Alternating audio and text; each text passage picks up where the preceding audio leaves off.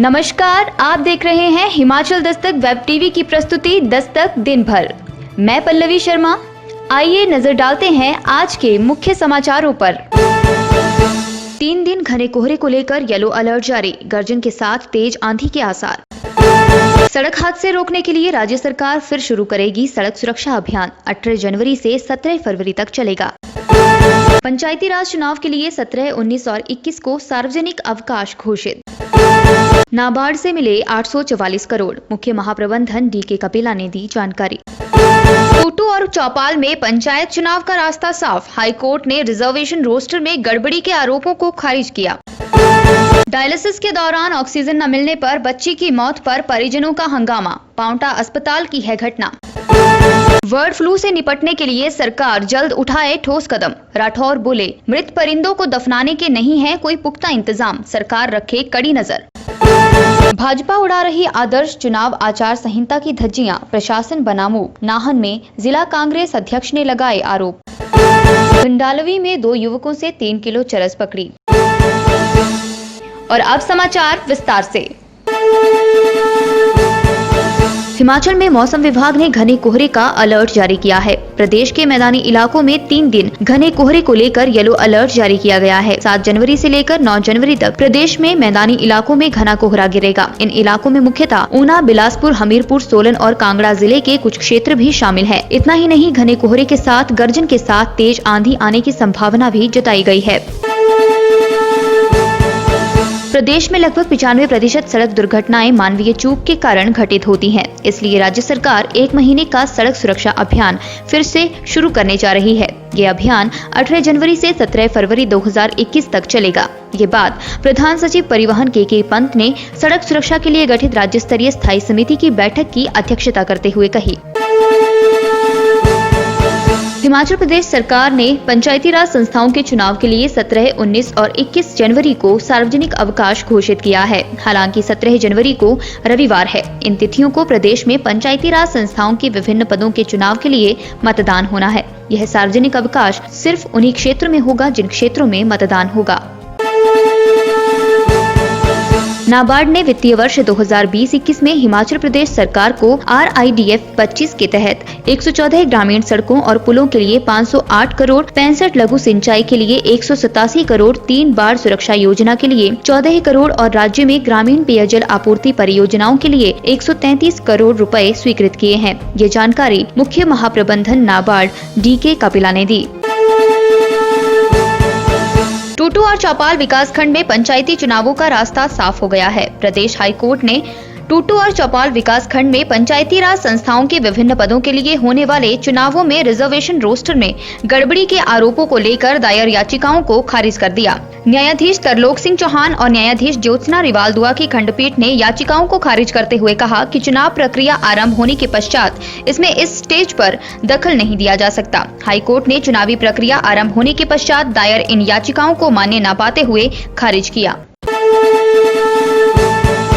Civil अस्पताल पांवटा साहिब में dialysis के दौरान ऑक्सीजन न होने के कारण 14 साल की बच्ची की मौत का आरोप लगाते हुए परिजनों ने बुधवार को अस्पताल परिसर में धरना दिया। इस दौरान उन्होंने SMO से इस मामले में कार्रवाई की मांग उठाई। इस दौरान बच्ची के पिता सुरजीत सिंह ने सिविल अस्पताल पांवटा साहिब में धरना प्रदर्शन के दौरान बताया कि पांवटा साहिब में 1 जनवरी को उनकी 14 वर्षीय बच्ची को डायलिसिस के लिए लाया गया था, लेकिन डायलिसिस के दौरान ऑक्सीजन न मिलने के कारण उसकी मौत हो गई। लड़की के पिता का कहना है, जब डायलिसिस के दौरान रोगी को ऑक्सीजन की जरूरत पड़ी तो अस्पताल के डायलिसिस सेंटर में यही कारण है कि रोगी को इमरजेंसी वार्ड में शिफ्ट किया गया, लेकिन वहां भी बच्ची को ऑक्सीजन नहीं मिली। उसके बाद बच्ची को हायर सेंटर रेफर किया गया, परंतु उस समय ही बच्ची की मौत हो गई।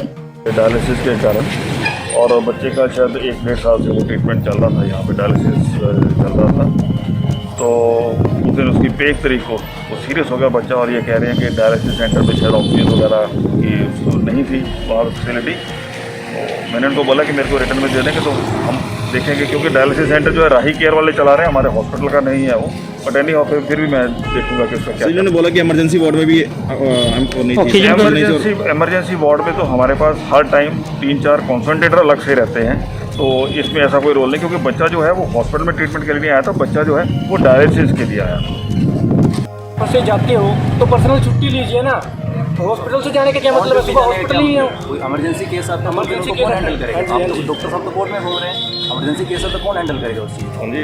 ये चीज़ है, तो इसी चीज़ की आवाज़ हम उठाइए। कोई भी गरीब सर परिवार, अभी आपने कहा थोड़ी देर पहले कि पोंटा हॉस्पिटल और एवर हॉस्पिटल का नाम दे दिया गया, क्यों दिया गया उसके बारे में थोड़ा सा बताइए। क्योंकि अगर इमरजेंसी में मान लो एक छोटी नॉर्मल डिलीवरी की बात करते हैं, मैक्सिमम केसेस ऐसे होते हैं तो यहाँ आते हैं और नॉर्मल डिलीवरी के यहाँ पर स्टाफ नहीं होता तो इनके जाहिर सी बात है कि उसको दूसरी जगह रेफर किया जाएगा, नाहन रेफर किया जाए, चंडीगढ़ रेफर किया जाए, करते हैं।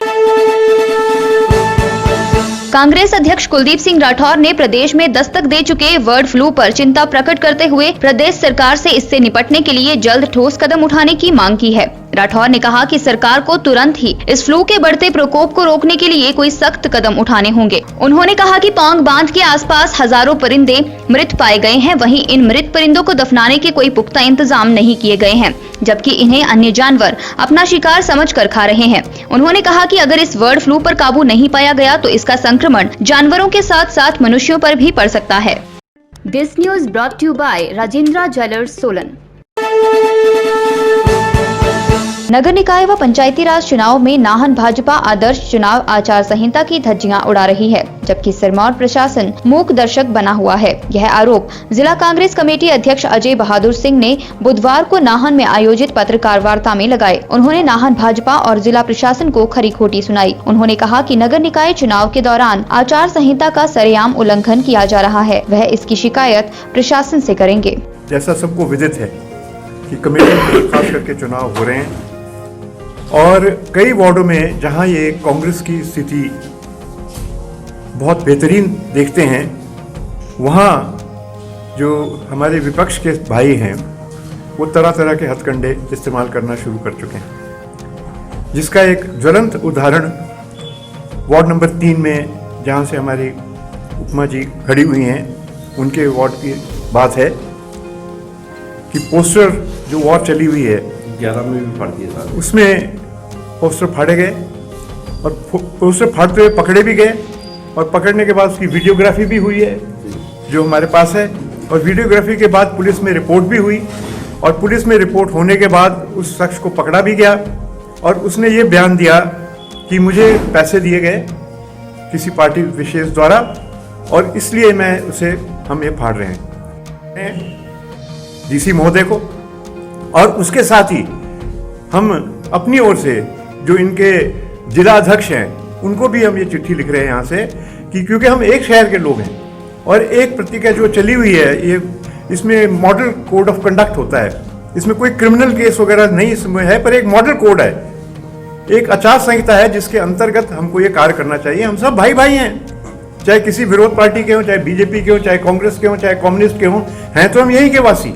तो हम उनको भी ये लिख रहे हैं कि अपने वर्करों को और आपके जो कई लोग जो ऐसे हैं जो बाहर से भी आ रहे हैं जिनकी सभ्यता हमारी हिमाचल से नहीं मिलती है, वो लोग ये खास करके जो ऐसे कार्य कर रहे हैं और हम नाहन वालों को ये नया सबक सिखा रहे हैं जो कि बिल्कुल बहुत शर्म की बात है। बिलासपुर पुलिस की एसआईयू टीम ने भराड़ी थाना क्षेत्र के तहत खंडालवी में 2 व्यक्तियों से 3 किलो 4 ग्राम चरस बरामद की है। जानकारी के मुताबिक बिलासपुर पुलिस खंडालवी की तरफ गश्त पर थी। इसी दौरान टीम ने खंडालवी की वर्षा शालिका में बैठे 2 युवकों धन्यराम निवासी धार पत्थर और हल्कू नाम निवासी धर्मेड़ पत्थर जिला मंडी से शक के आधार पर कड़ाई से पूछताछ की तथा उनकी तलाशी ली तो उनके कब्जे से 3 किलो 4 ग्राम चरस बरामद हुई। एएसपी अमित शर्मा ने मामले की पुष्टि की है। आज के लिए बस इतना ही। घर पर रहें, सुरक्षित रहें और देखते रहें आपका अपना वेब टीवी हिमाचल दस्तक, दिल से दिमाग तक। शुभ रात्रि।